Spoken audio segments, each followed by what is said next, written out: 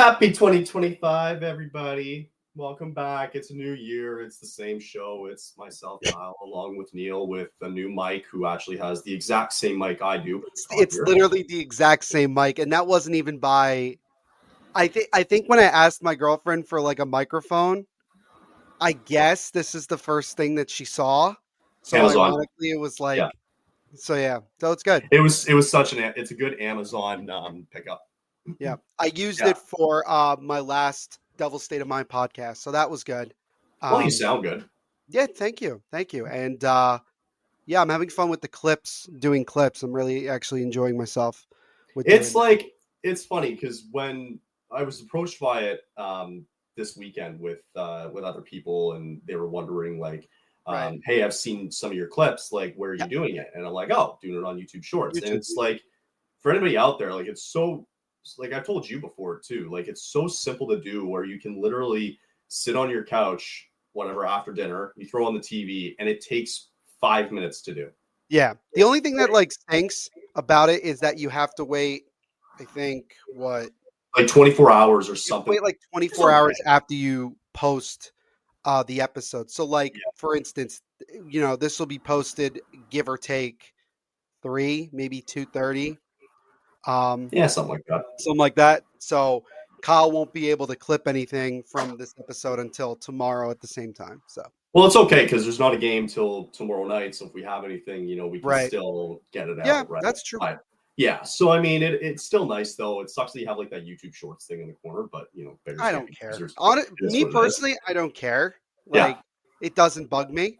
But yeah, no, I mean it's easy, and like then you can just distribute it to like Twitter, Instagram, TikTok, wherever you feel like. Exactly. It's good. It's good Yeah. stuff. Cool. Yeah. Other than that, just getting over a fun little sick weekend, which was great. Had a nice relaxing weekend. Other than that, watched some football, watched a bit of hockey. Speaking of which, I was about to say World Junior stuff, but we'll leave that till the end. Mm-hmm. Bit of news on Mr. JT Miller, I believe. Is there not? Yeah, I mean, there's it's not really news. It's more of just like the latest rumors, the latest things we're hearing about JT Miller and also Elias Pettersson as well. So this comes from the Hockey News. Lyle Richardson wrote this, and it starts at despite Vancouver Canucks players Elias Pettersson and JT Miller denying any issues between them, media speculation and trade rumors continue to build. So Elliot Friedman, as it's mentioned here, he pointed out that Lane McIntyre's year-end interview with the Canucks GM Patrick Allvin, where he didn't dismiss the possibility of trading Elias Pettersson. So here's what we know. I'll give everybody in case you don't know. Essentially, the Canucks are in somewhat of a little bit of a free fall. Obviously, with the injuries as well as not helping. With Elias Pettersson, I think by now he should be back in the lineup. He's Because still out. He's he's still still out. out, right? Yeah. Okay, because I remember from our episode last week, I said that he was about a week away from being back, so I guess he's still out. And then obviously Quinn Hughes is on IR.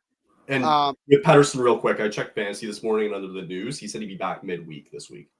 Yeah, but there's even a possibility that maybe even by the time you guys are checking this episode, that he's back in the lineup. But we'll see.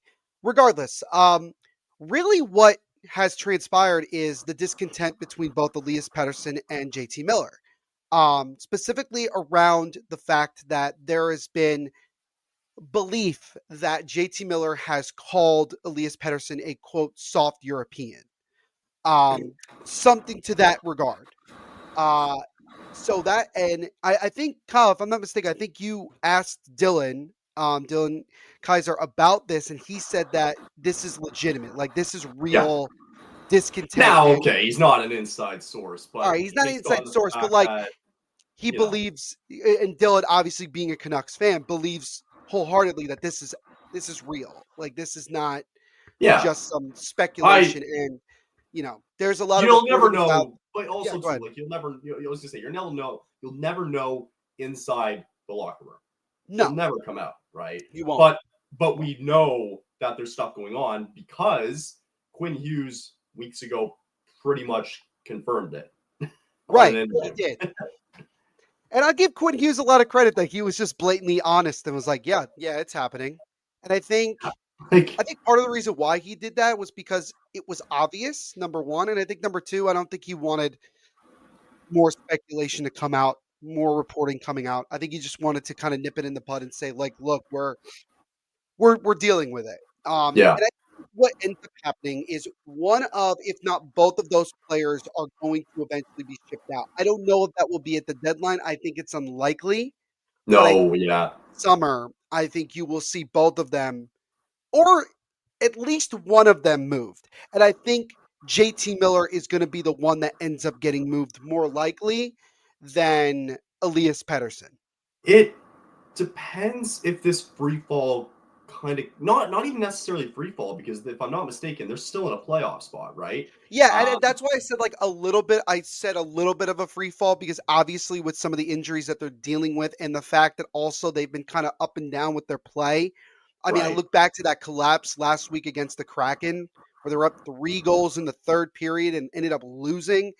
That to me is like there's there's there's not enough cohesiveness going on in the locker room. Yeah. Well, you're starting to see. I mean, I could bring it up, but I'll do it later. You're starting to see separation, and I wholeheartedly believe. I think there's probably 4 teams fighting for one wild card spot Yeah, at the end of the day. I agree Um, completely. we'll kind of get into that maybe a bit later because everything else is starting again, like with the Central the way it is, the Pacific the way it is now. It doesn't seem like anybody's really starting to slow down. Thanks, LA. It doesn't. It just feels like you just have that one, that one wild card spot out in the open, and even if you get in, you're gonna Mhm. have to go up against a good Golden Knights team, or it might be Winnipeg or whoever, and it's not gonna be easy. So it feels like the way that I see it is I think there's 7 legitimate teams in there that in the West that have a chance, right? I think whoever sneaks into this last wildcard spot probably doesn't have it. But just going back to Miller and Pedersen, like real quick, I'm shocked that they let this get that bad. Like, can you imagine, like, you hate each other so not even hate maybe, but it's like you don't like each other so much and you can't play with each other, that you can't like somehow make this work. Like, there's got to be something deeper here, right? In the Mhm. like I think people have to understand that, like, from the reports, right? Whether this is all true or not, I don't know. But the way that it sounds is that, like, these guys are just at each other's heads, right? Yeah, Like, they legitimately hate each other, I think. that's the crazy part, right? So, again, we don't know if it's true or not. We're just speculating at this point. But it just feels like with all these talks going on and on and on and on, it's like, Mhm. what do you do? Because it's Right. unfortunate because the Canucks were in a position last year where they broke out. They were the number Yeah, one team in the West last year, I think. and Kyle was the only one that said that they were fraudulent from early on in the season till the end. Am I wrong though? No, you're not. You're not. I was kind of right at the end of the day, if you think about it. I You mean, they know, they got they got pretty far though right? You in the got 7 games playoffs. with the Oilers and she lost, and they finally got bounced. I knew that they weren't going far. Okay, whatever. They won one round. You beat I'm, me there. I'm Congratulations, right? okay. But I'm just saying, right? Yeah, Like, I remember the yeah. heat that I took after like they beat the Predators, but it's like Hmm. I was right at the end of the day. I don't care, right? And even Right. this year, like, I think like you kind of accepted the fact that okay, they were going to be good, and then all of a sudden it's like, what the hell is going on here, right? Yeah. Like, you can't convince me this team gets in and they beat Vegas, right? No. I don't know. I just don't see it. Like, you have to. Right. I'd be curious to see who's going to step up here now in this wild card race for the one spot, right? And that's where we talk about the Calgary Flames because they've kind of pigeon tossed it a little bit these last 2 games, and I feel like this is a good point to kind of get started with these rascals here. Um, so Rascals. the Rascals didn't go entirely well on Saturday as the Predators came to town, and they were winners as O'Reilly got the hat trick, and the Preds won it 4-1. The biggest thing, I have to find the scoreboard, but I will afterwards, whatever. Biggest thing to come away from this game was the fact that Andre Kuzmenko pretty much put the Flames in the toilet here. Wolf didn't play all that bad. Just kind of looking at the game afterwards, I thought Wolf was fine. Now that I'm speaking of it, I should probably get the scoreboard up, but Wolf wasn't that bad. I don't even think Kuzmenko was awful because he did have some good shot attempts in the game. The problem was the penalty kill has been atrocious for the Flames this year, at least for the last couple of games. I wrote the stat down here. At least I think it was the last 19 penalty kills. It's been they're 9 for 16, on the penalty kill. It's a cringeworthy 56.25%. Not good recently, considering how well they have been this season on the penalty kill, and to give that up to a team like the Nashville Predators, not the greatest thing in the world. The biggest moment of the game, though, came from Andrei Kuzmenko, who decided that using a broken stick is fine. And that, hey, buddy, you can't use a broken stick. You're going to the penalty box, and all of a sudden O'Reilly puts it away. It feels like, even for this game, though, like it was a competitive game. It's not like this was a blowout because they ended up getting an empty netter.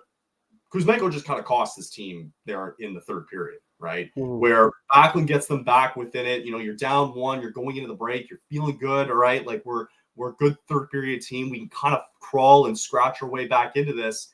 And, all of a sudden it was a silly penalty that Kuzmenko took. Sorry, in the second period that made it happen. So to backtrack there, like it's a 1-1 hockey game if you don't pull some stupid stuff like that. Right. And that's what changes the dynamic here. Didn't help that the Flames were 0 for 3 on the power play. Predators, they got both power plays. They were 2 for 2. That's essentially all that they needed.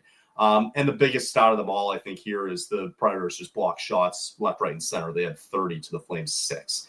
All Nashville essentially on Saturday. Flames try to keep it competitive, but man, I feel bad for Kuzmenko, Neil, but you have to know the rule. Yeah, I mean, look, we talked about our concerns with Kuzmenko last week, and I mean, nothing has really changed that much since then. And obviously, doing that, I mean, you just can't try to get away with playing with a broken stick. Like, either you didn't know the rule somehow, or you just were hoping that maybe you would get away with it. Maybe the ref didn't see it, doesn't see it, who knows? But to me, it was fairly obvious, and to the ref, it was fairly obvious. And yeah, I mean, that really killed a lot of momentum. I think the one stat that stands out to me, Kyle, is in the first period, shots were 11-4 in favor of the Flames. 2 of the 4 shots that the Predators took on net ended up in the back of the net. So not ideal. It was one of those things where I felt defensively the Flames were good, but it was one of those times where I don't want to put a lot of blame on Dustin Wolf, but it was kind of like you should be able to get out of that period not giving up, not giving up half of the shots as goals. So not great. But again, you mentioned the special teams. Power play is just I mean at this point it's just ridiculous how inconsistent and how ineffective that power play is. And the penalty kill, yeah, I mean you have to give the Predators credit. When they had opportunities, they took advantage of it. And that was the entire story of this game. So, yeah, I mean, not a good effort at all from Calgary. You know that it could be a lot better than what you put out there on Saturday. And I wanted to bring this up. This was on the Calgary Herald, so the newspaper site here, okay? So it's legit. It's legit. So Kuzmenko seemed genuinely shocked when he was called during the second period for playing with a broken stick. Asked later if he was aware of the rule or if he just learned the rule on Saturday. He replied with one word: learn. So he didn't know the rule, right? So he didn't know. And then Ryan Huska, after the game, he's played in the NHL for a few years now. I'm sure he knows the rule. No. Ryan, he didn't know the rule, right?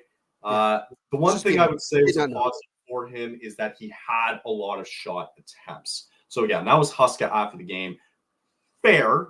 I mean, right. Fair. We've been asking for more shot attempts, but at some point we need some sort of results here, right? And this is coming from a team where you're just trying to find it from anywhere. And I think that's just been the struggle. And we kind of knew that going into the season, right? Sure.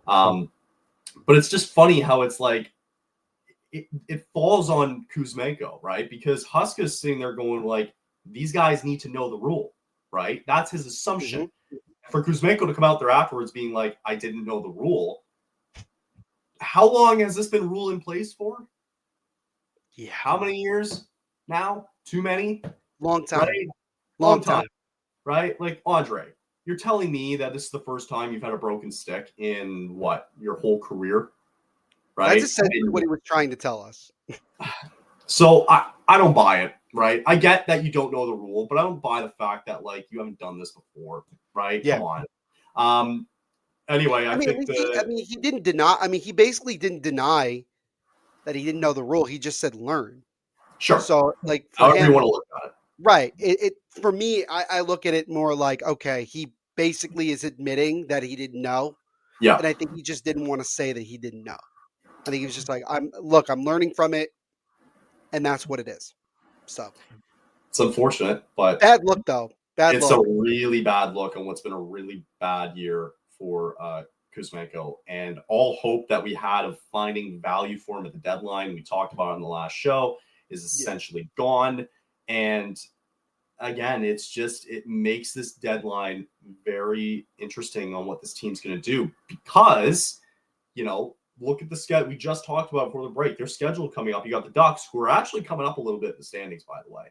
And then you got your back-to-back against the Kings, which could mean these are big games coming up for the Flames, right? Yeah.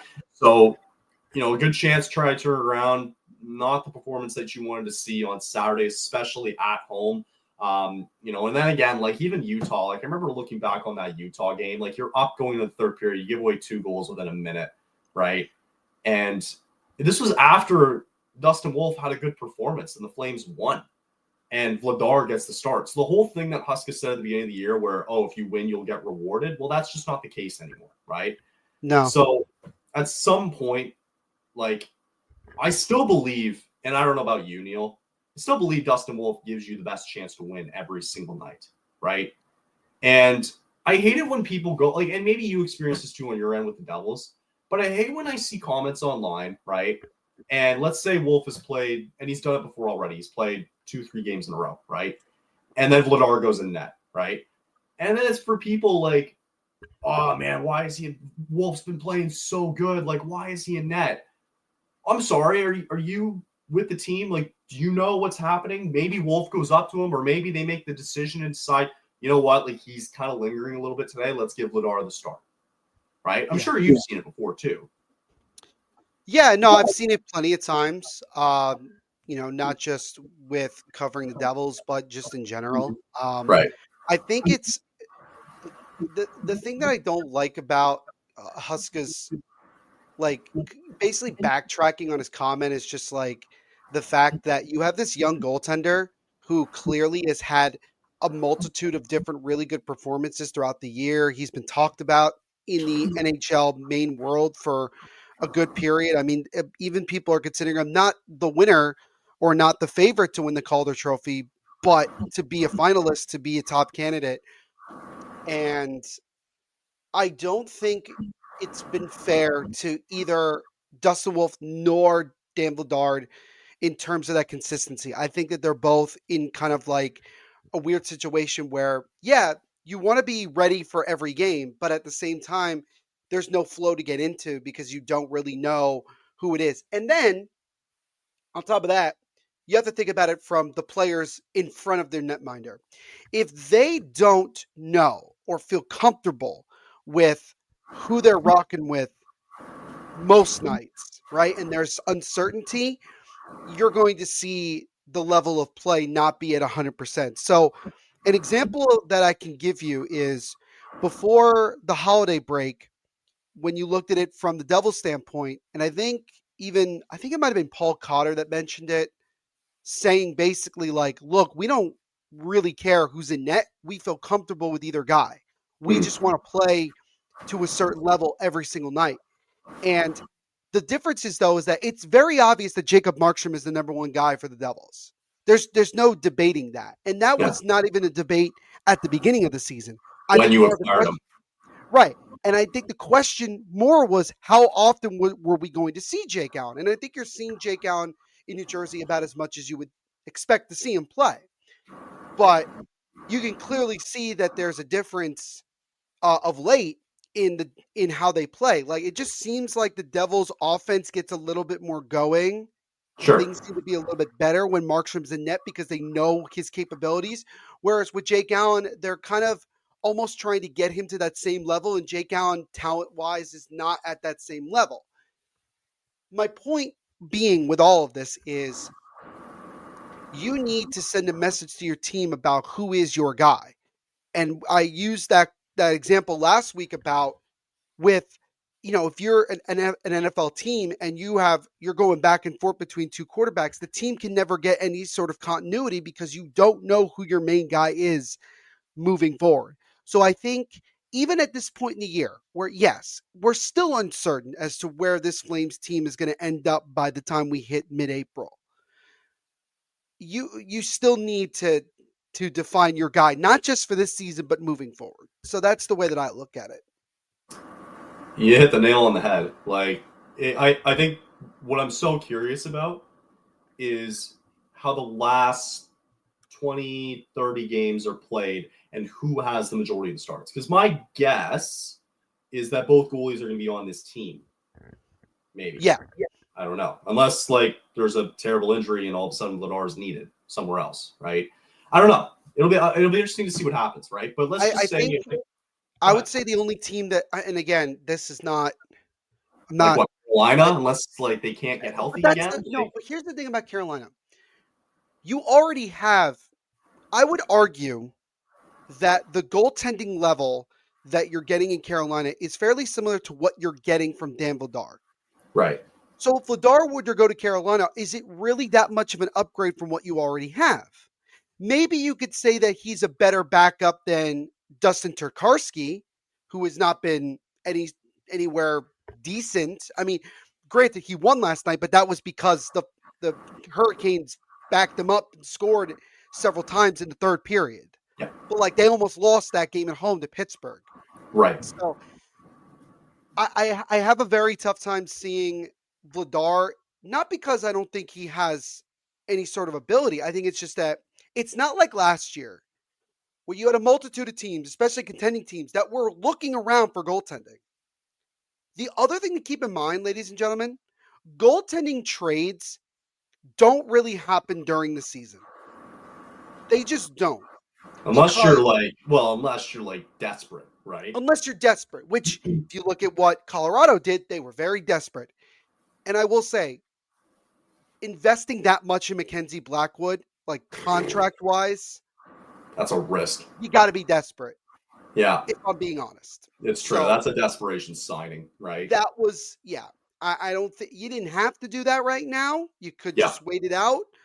But yeah, we'll see. But I would agree with you that I think the tandem of Wolf and Vladar will remain the tandem the rest of the year. And honestly, I have no issue with it. I just want to see a bit more consistency with who plays and who doesn't. That's the crazy part is we're so frustrated because we want to see more Wolf, but it's not a bad thing to have these two guys in your system, right? No. It isn't. And especially in Wolf's first full year, it's kind of nice that you kind of have a guy like Vladar there where it's that we all know that the future is with him, with Wolf, right? But to have a viable backup goaltender, which he is, right, is nice to have at least his way to kind of get into the season a little bit. And frankly, Wolf's been fine. He's been great this year, right? Yeah. So I think it'll be interesting to see maybe the last 30, 20 games, how many starts is he really going to get, right? Because, they're still in it for a playoff spot, if you want to put it that way. You're 1 point back, right? You're not out of it for any stretch of the imagination. And maybe we'll get into it more with these games coming up, but they're still important games to play, right? And now it's a matter of who's going to get more of these important starts. Yeah. That's just the way to see it. So We'll leave it there, and we'll do some ad reads. We'll come back. We'll preview the next 2 games up ahead. We got a game Tuesday in Anaheim, and then we got one in LA on Wednesday. And then we'll wrap up with some World Junior stuff, if that sounds good. Let's do it. Great. Playoffs. We're talking playoffs. You bet we are. Get in on the action. DraftKings Sportsbook, an official sports betting partner of the NFL and the NHL. Scoring touchdowns is key to winning in the playoffs, and you can score big by betting on them at DraftKings, the number one place to bet touchdowns. Ready to place your first bet? Try betting on something simple like a player to score 6. Go to the DraftKings Sportsbook app now and make your pick. For, I don't know, since we're talking football, you like the Vikings this weekend. -2.5. It's a nice bet. Or if you like the Chargers at -2.5. That's a nice one too. Chargers are favored. And they are. On the road, mind you. New DraftKings customers can bet $5 to get $200 in bonus bets instantly. Download the DraftKings Sportsbook app now and use code THPN. That's code THPN for new customers to get $200 in bonus bets instantly when you bet just $5. It's only on DraftKings Sportsbook. The crown is yours. And also sponsored by Game Time. It's that time of year again. Hopefully you all had a great holidays, and hopefully you got some loved ones some fantastic tickets to any upcoming events, whether it be hockey, whether it be some concerts, maybe it's a nice theater, musical you got going on, whatever it may be, you can all get it at Game Time. Game Time is a new feature called Game Time Picks, which allows you to filter out the fluff to show you only incredible deals on great seats so you don't have to waste time searching through thousands of tickets. Game Time Picks allows you to make it easier to save more on sports, concerts, comedy, theater, and more. Its all-in pricing feature allows you to show the total up front with no surprise fees at checkout, and you get a panoramic view of your seats in the app before you buy. You have the lowest price guarantee, or Game Time will credit you 110% of the difference, and you get the Game Time ticket coverage, which allows you to have the most flexible customer service policy in the ticketing industry. You can take the guesswork out of buying tickets with Game Time Picks. Download the Game Time app now, create an account, and use code THPN for $20 off your first purchase. Terms apply. Again, create an account, redeem code THPN for $20 off. Download Game Time today. What time is it? It's game time. Couldn't do the little flick of the fingers there. Yeah, that was a little faint from what. Yeah, I slipped on that one.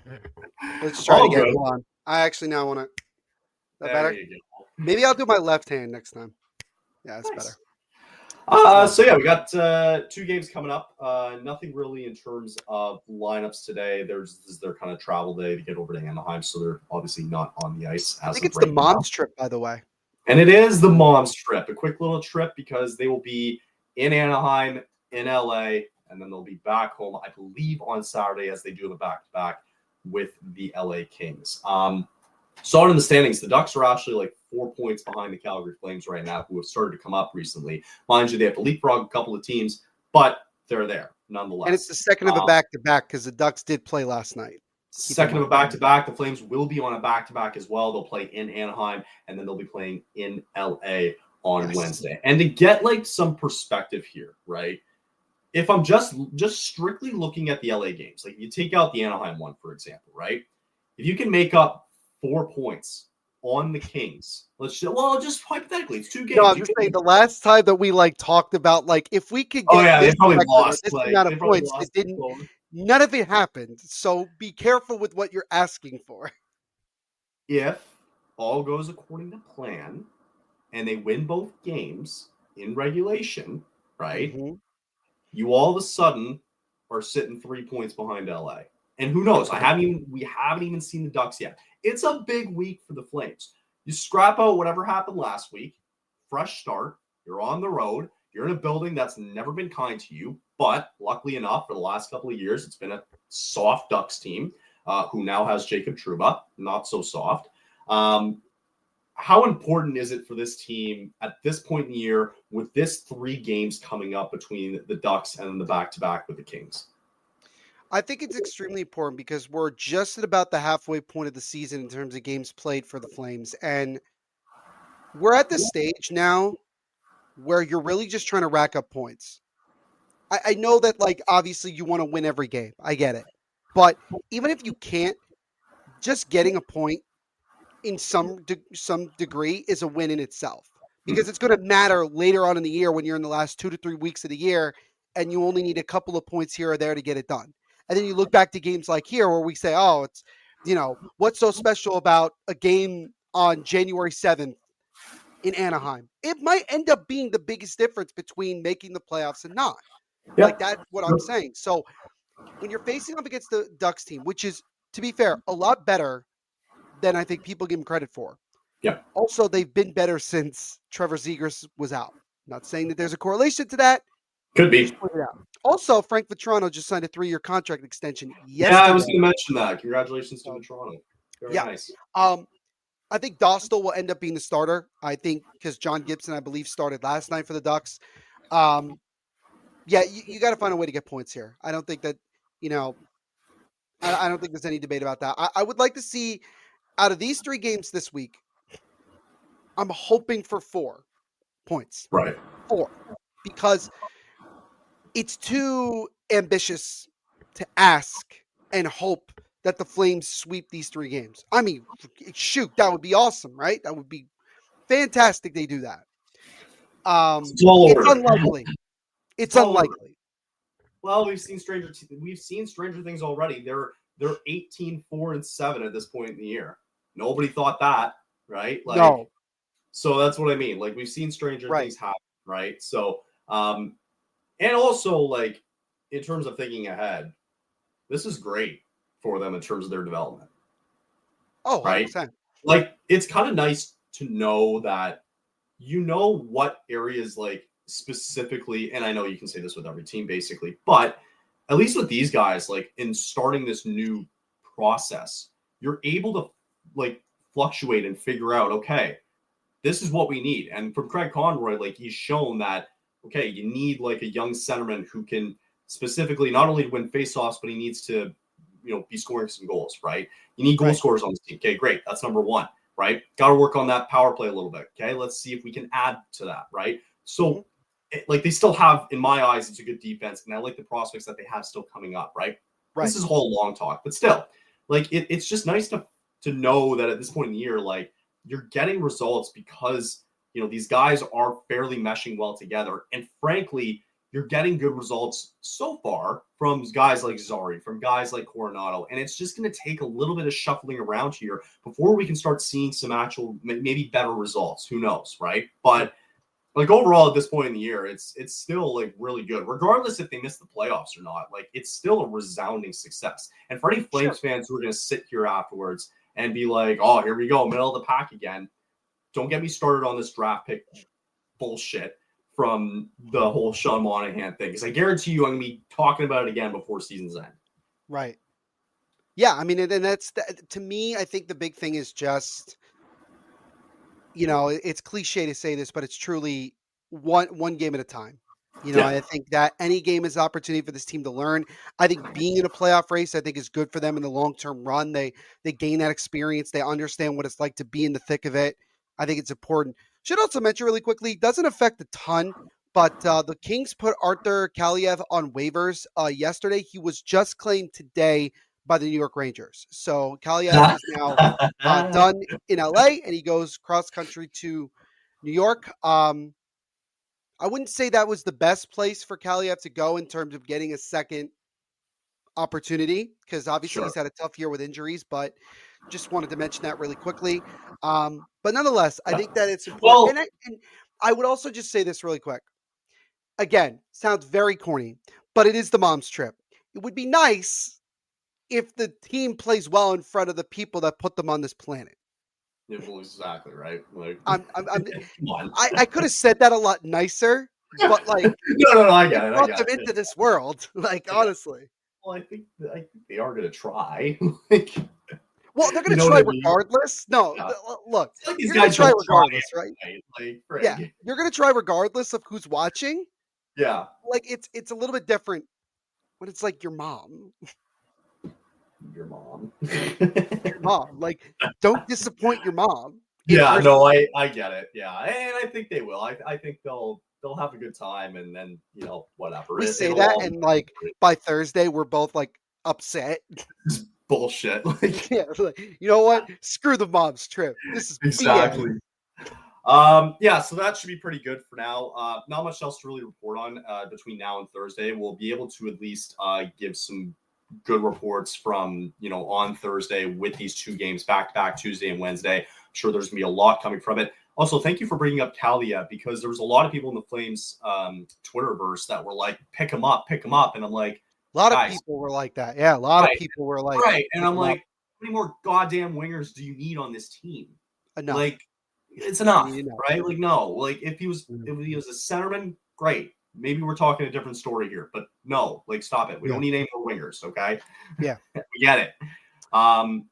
All right, and then I think to wrap up today, I was gonna really quickly, just one last thing with the Flames. yep, Shout out prospect Arseny Sergeev, who had a really good performance for Penn State goaltender. Should mention that should have been the first thing I said. sure. Goaltending prospect for the Flames had a really really good game against Notre Dame in the frozen confines. I think they played Thank you, in the yeah. same. They played at Wrigley Field after the Winter Classic, right? They beat Notre Dame. No, actually, no. They did end up. Unfortunately, they lost to Notre Dame 4-3. But he stopped 43 shots. Nice. Granted, he gave up. You know, he gave up 4 goals, but still, like pretty good. He's coming off an injury. He came off an injury. This was his first game in like 2 months, I think, or a long Yeah. period of time. Comes in and does that. Really good job, honestly. I was actually pretty impressed with what I saw because I saw a lot of those outdoor games. Really, It's really good. liked what I saw. Also, Andrew Boscher, who we have talked about numerous times on the podcast, Oh nine man. 9 goals, 20 assists, 29 points in 23 games for Medicine Hat. Um, and unfortunately, he is at least I'm reading this right. He's been out with an injury, I think. I think so, yeah. So he's out for a little bit, but that's okay. I mean, he's still playing very well at a high level. So we Two other can't. names. I mean, I mentioned it last time with Henry Muse. He leads all OHL in points in defense. And a name that I keep seeing keep popping up here in the OHL is Jacob Battaglia. He's been playing really well for Mm, Kingston, and he's it's these 20. prospects are just playing so well right now, especially Yeah. for the Wranglers. Like, they're playing so well, Yep. and that's a really good sign to know that your young guys especially are playing really well, and that's giving you a lot of hope, because maybe next year we don't have to see Jake Bean and Miromanov and whatever, right? Like, maybe you get some new blood into there, right? And Right. then hopefully some centermen we can maybe try and look at as well. But Yeah. yeah, no, it's good that you brought that up. I don't think there was any other I think Sam Morton actually had a goal the other night for the Wranglers too, if I'm not mistaken. Yeah, and I think another college hockey guy, Eider Suniev, forward Suniev, for yeah, UMass, 12 goals, 12 assists, 24 points in 19 games. That's not bad. That's pretty yep, good, actually. yep. Um, and that's again, like honestly, like I like what I've seen from a little bit of highlights that I've seen, more or less. Yeah, and I will say this: um, there's a goalie prospect from Latvia. I'd really like it if the Flames drafted him. Feldberg. Yeah, because the goaltending like prospect pool right now, we need help. It's not awful, actually. The Russian guy, as he's been True, fine. true, but we need more help. Yeah, I mean, Got but Logan also Cooley though too, playing well for the Wranglers. and Devin Cooley's been playing well, right, which has been great. But I said also, Logan Cooley. Wow, I really am an idiot. yeah, that's okay. I wish We'll Logan Cooley was on the Flames. There, I said it. imagine that'll No, but Devin that'll Devin surprise us. Cooley's been playing really well, and I give myself a pat on the back because I was hyping him up during the preseason, and he's playing really well. Don't forget, we got a 23-year-old in net right now for the Flames. So, Okay. I mean, how bad can this prospect pool really be, right? Mm. Yeah, so that'll wrap it up for Flames talk today. Let's wrap up the World Juniors. Weren't able to do a lot because some people were sick over the holidays, which is not recommended, which sucked ass. Yeah. Congratulations to the U.S. I think I predicted it. I think you predicted it as well too, that the Americans would go on to win the World Juniors. The Finnish goaltender though, Rimpinen, was unbelievable last night. He He was played awesome. really well. He played really, Awesome. really good. So shout out to Finland, who bounced back in the tournament a little bit. Shout out to Czechia winning bronze in that hellacious shootout in that bronze medal game against It Sweden. was insane. And then also to next year's group will be the United States, Sweden, and Canada all in a group. How wild is that? It's and also it's in the United States next year. It's in Minnesota. Yeah, it's gonna be Minnesota. That's a great spot for it too. We'll get our quick recap of the World And Juniors. also, shout out Teddy Stiga, Nashville Predators prospect. His first goal of the entire tournament, hadn't scored at all, ends up being the game-winning golden goal. I mean, how awesome is that? That's what it was like for Team Canada. I think it was back in like 2018 or 19, and one of the guys scored their first goals and happened to be the game winner, which is great. No, it's nice to see. It's good for them, and they get a memory. I'm not surprised that this was the turnout. I thought the U.S. were just such a stronger team. Did I think that maybe an upset didn't go the way I think people expected? It did not go the way it was supposed to go, right? You have to give credit though, like teams like Czechia and Finland, like they're competing with them all the way. But ultimately, I just think that the big guys showed up for the U.S. I don't think that was a complete shocker. Sure.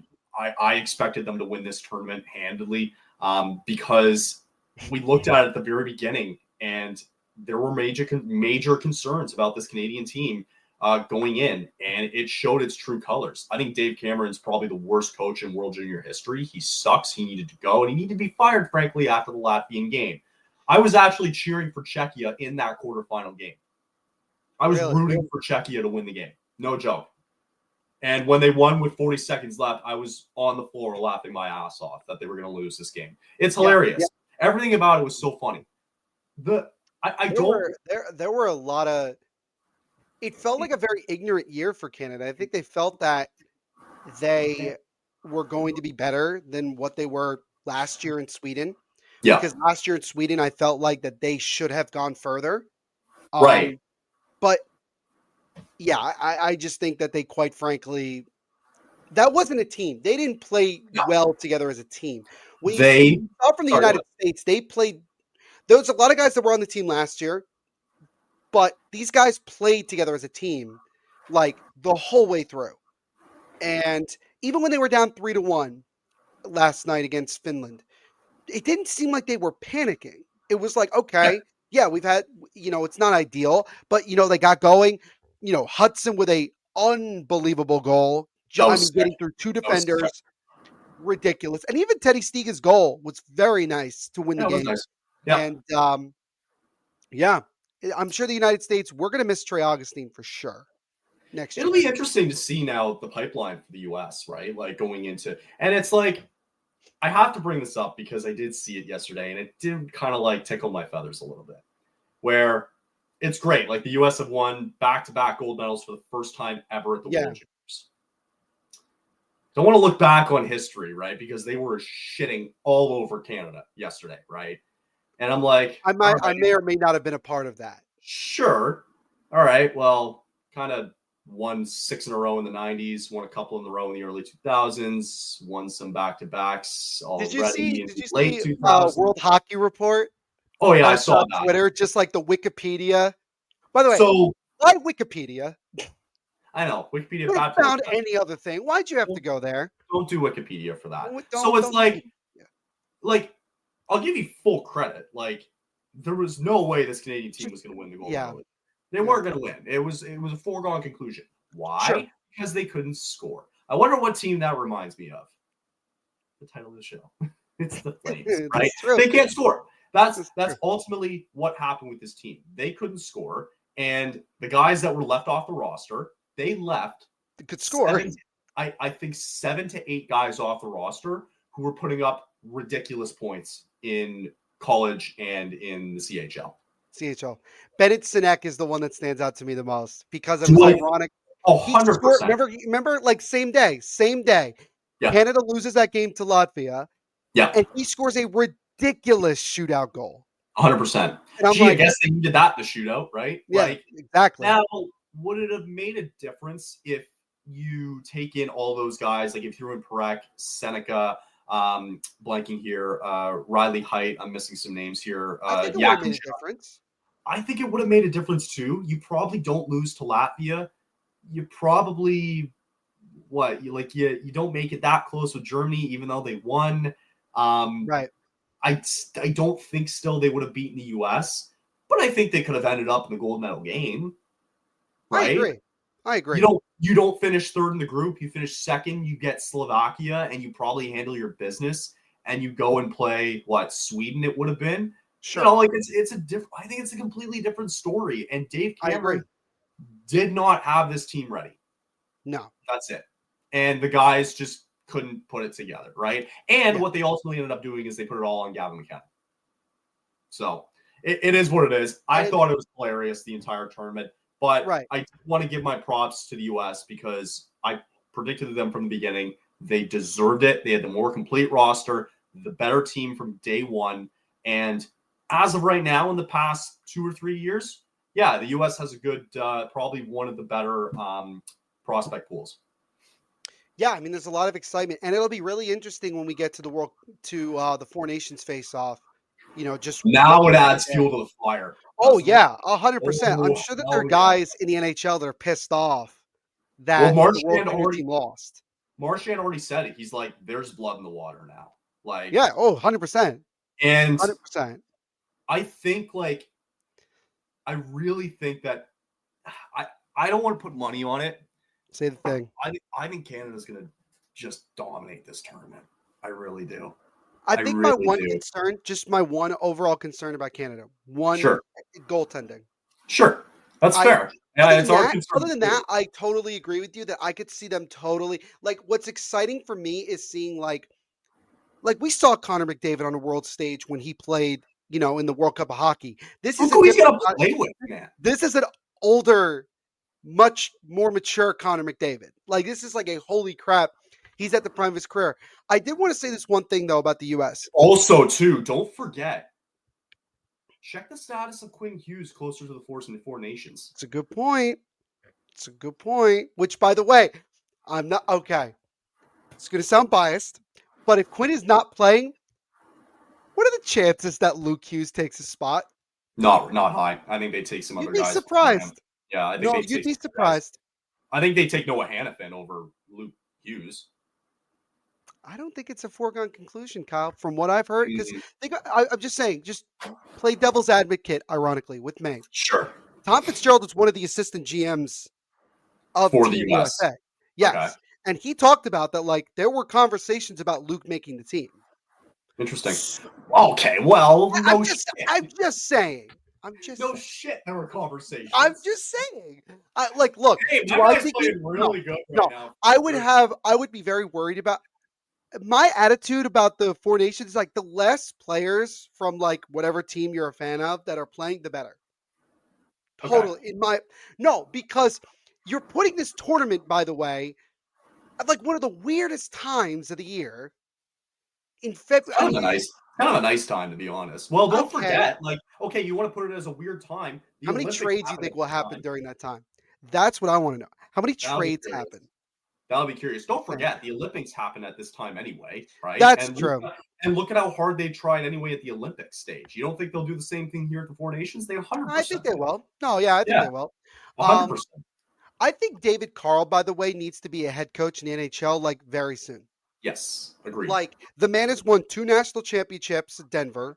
He's won 2 gold medals at the World Juniors. What is the next thing?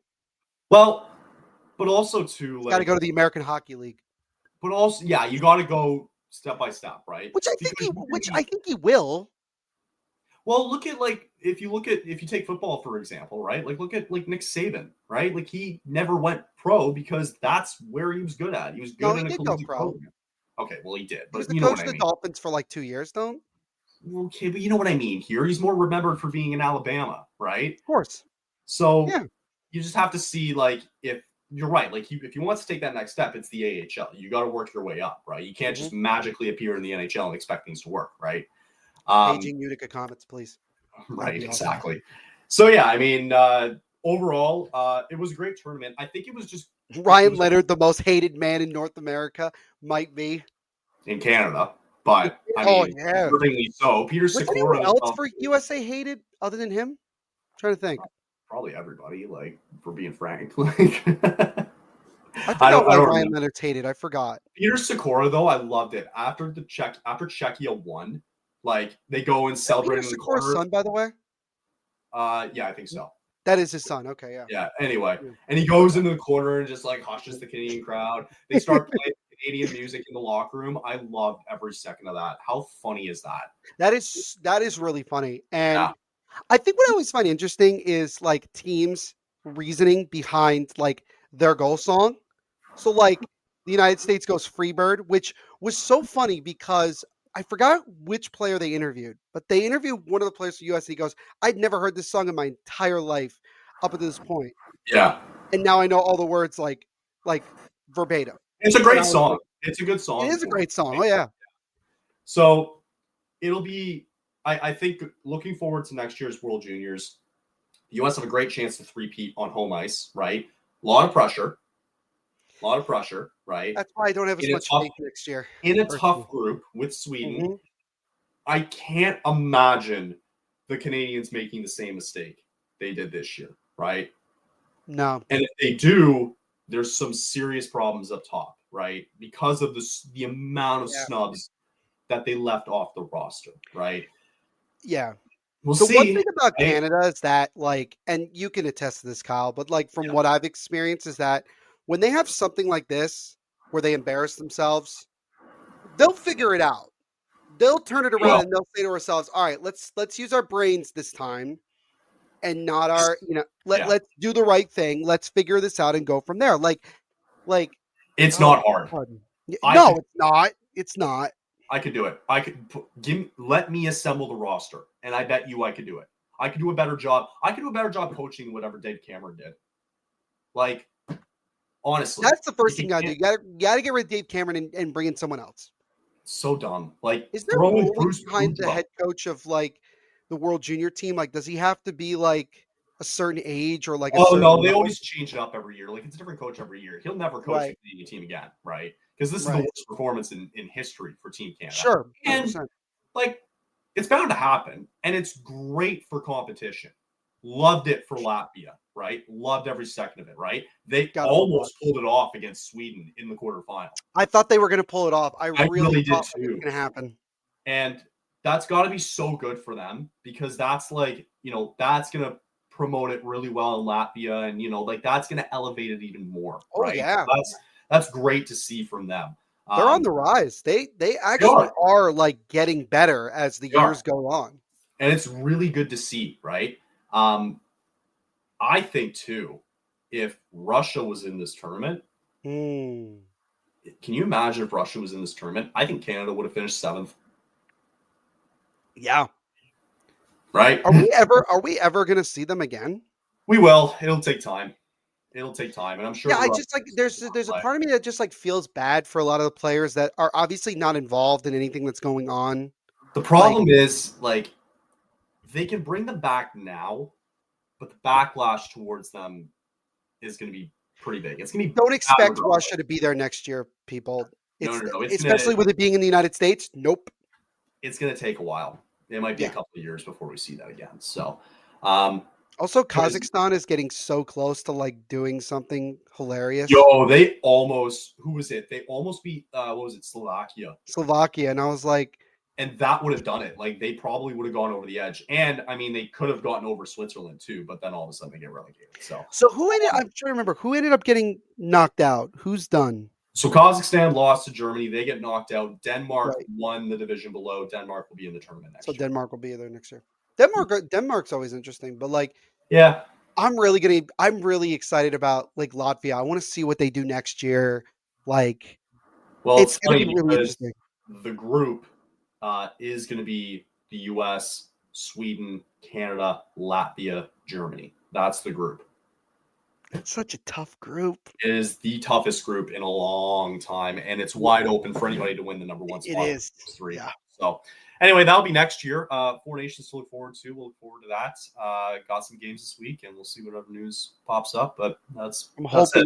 I'm hoping that we're in a good mood by the time Thursday I'll comes be in around. a good mood. I won't be sick anymore. You're sick now? Yeah, I'm still stuffy. He's still stuffy. Mr. Stuffalufficus over here. All right, that's gonna wrap it up. Yeah, I think that's it. Right? Am I missing anything? Yeah, nothing else I can report of. I think the Winter Classic was a joke. Yep.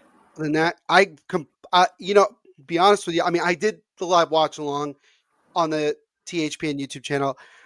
There was definitely like a weirder vibe. And I don't even want to say weird. I think it was just simply like, people are like, why is this game happening on New Year's Eve when you also have 9 other games going on? It wasn't A, good. It wasn't it good. wasn't good. We've seen this matchup before. B, the Blackhawks suck in Winter Classic games all the time.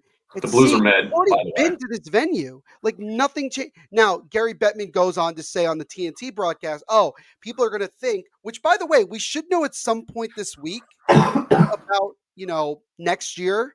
He said that, oh, people are going to think we lost our minds. And I'm like, Yeah, it's already you going to say be. that, and then it's going to not be what we think it's going to be, and then we're going to be upset. It's going to be Florida Tampa Bay. That's what it's leaning towards.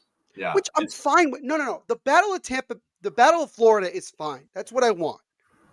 But like after that, make the matchups more meaningful, please. it's awful.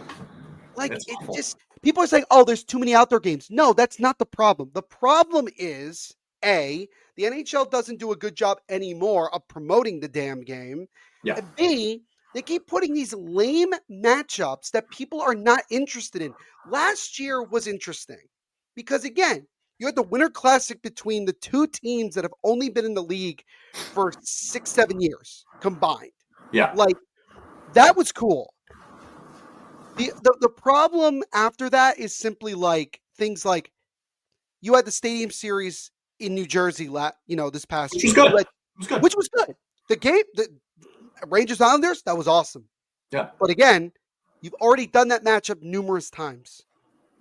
It's hard. It's hard. I get it. Like you got to go. Yeah, I know it's hard, but you can still try. Like the one that they did on, was it Lake Placid? I think. Yes. Great. Fantastic idea, right? Outdoor games in Alaska or something. And also, too, last thing here, like, why do you think the NFL flexes Sunday Night Football a lot? Because they want to put the best product out there under national television. Yeah. So why can't they do the same? They always keep the last week flex because they know that there's going to be drama. Why? They got a perfect opportunity because they got Vikings Lions week 17. Now, granted, the game ended up not being great, but it doesn't matter. It didn't matter. The job was done. The hype was there, right? Yep. The hype was there. Can you imagine if we ever lived in a world where you get the number one spot in, like, I don't know, like in the Eastern or the Western Conference, and you get a bye, and it like, I was just thinking about that before we jumped. You know on what that. I mean? We got a bye. That would be wild. I would hate it. It probably I wouldn't would happen. hate it. It'll never happen, right? Because you get all these Game 7 scenarios, right? But yeah, gotta do a better job of promoting. That's gonna wrap it up for today, though. Yeah, that's about it. We'll see y'all again on Thursday. Again, 2 games for you guys coming up Tuesday and Wednesday, as they're in Anaheim. Flames are in Anaheim, and they are in LA on Wednesday. Other than that, hope everybody stays safe. Don't be sick like myself, and we'll see y'all again on Thursday. Later.